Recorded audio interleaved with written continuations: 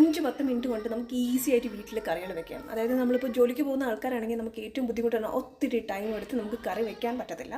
അപ്പോൾ ഈസി ആയിട്ട് കിട്ടുന്ന മിക്കവാറും എല്ലാവർക്കും അറിയാം പാലക്ക് എന്നുള്ള സാധനം ഒരുപാട് കിട്ടുന്നത്. പക്ഷേ എല്ലാവരും പാലക്ക് പനീർ അങ്ങനത്തെ കാര്യങ്ങൾ മാത്രമേ ഇൻക്ലൂഡ് ചെയ്യാറുള്ളൂ. പക്ഷേ തോരൻ നമുക്ക് ഒരു 5-10 മിനിറ്റ് കൊണ്ട് തയ്യാറാക്കാം. ഞാൻ പാലക്ക് ഇപ്പോൾ ചെറിയതായിട്ട് കട്ട് ചെയ്ത് വെച്ചിട്ടുണ്ട്. അതോടൊപ്പം നമുക്ക് ആവശ്യത്തിന് ഉള്ളിയും കൂടെ വേണം. ഉള്ളി ഞാൻ റെഡിയാക്കി വെച്ചേക്കുന്നുണ്ടല്ലോ. ഉള്ളി ചെറുതായിട്ട് കട്ട് ചെയ്ത് വെച്ചിട്ടുണ്ട്. ഇനി നമുക്കിതിലേക്ക് ചേർക്കാൻ വേണ്ടിയിട്ട് കൂട്ട് തയ്യാറാക്കണം. അതിന് കുറച്ച് തേങ്ങ എടുക്കാം. തേങ്ങ എത്രയാണോ നിങ്ങൾക്ക് ആവശ്യത്തിന് വേണ്ടത് അതനുസരിച്ച് തേങ്ങ ചേർത്ത് കൊടുക്കാം. കുറച്ച് മഞ്ഞൾപ്പൊടി ആഡ് ചെയ്യാം. നമ്മൾ മിക്കവാറും വരുന്ന തോരനിലൊന്നും മുളക് പൊടി ആഡ് ചെയ്യാറില്ല. അതുകൊണ്ട് എല്ലാത്തിനും നമുക്ക് ബ്ലാക്ക് പെപ്പർ ആഡ് ചെയ്യുന്നത് എപ്പോഴും നല്ലതാണ്. പിന്നെ വേണ്ടത് കുറച്ച് ജീരകം ഇട്ട് കൊടുക്കാം. ഇത് റെഡിയാക്കി വെച്ചിട്ടുണ്ട്. ഇനി ചെറിയൊരു പാൻ എടുക്കാം. ഞാനിപ്പോൾ ഒരു പാൻ എടുത്ത് വെച്ചിട്ടുണ്ട്.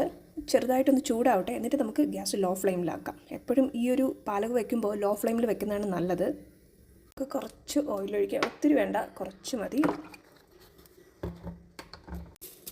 കുറച്ച് കടുക്,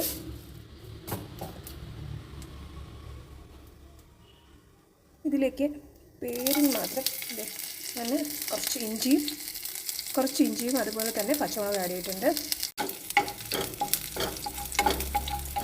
എപ്പോഴും തേങ്ങ തന്നെയാണ് നല്ലത്. ഇതിലേക്ക് നമുക്ക് തയ്യാറാക്കി വെക്കുന്ന കൂട്ടാദ്യം ആഡ് ചെയ്ത് കൊടുക്കാം. ഞാൻ എപ്പോഴും തേങ്ങ കുറച്ച് മാത്രമേ ഉപയോഗിക്കാറുള്ളൂ. ഇനി നമുക്ക് ഇതിലേക്ക് ഉള്ളി, നോർമലി നിങ്ങൾ വിചാരിക്കും ഉള്ളി ഇട്ടിട്ടല്ലേ കൂട്ടിടണേ. ഞാൻ അങ്ങനെയല്ല ചെയ്യാറ്. ഞാൻ ഉള്ളി ആഡ് ചെയ്ത് കൊടുത്തു. ഇനി രണ്ടും കൂടെ നന്നായിട്ടൊന്ന് വഴറ്റിയെടുക്കാം.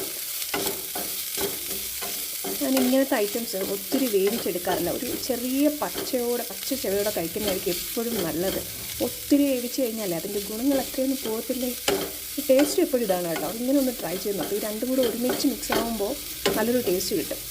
നമുക്ക് കുറച്ച് ഉപ്പ് ആഡ് ചെയ്യാം. ആവശ്യത്തിന് ഉപ്പിട്ടു.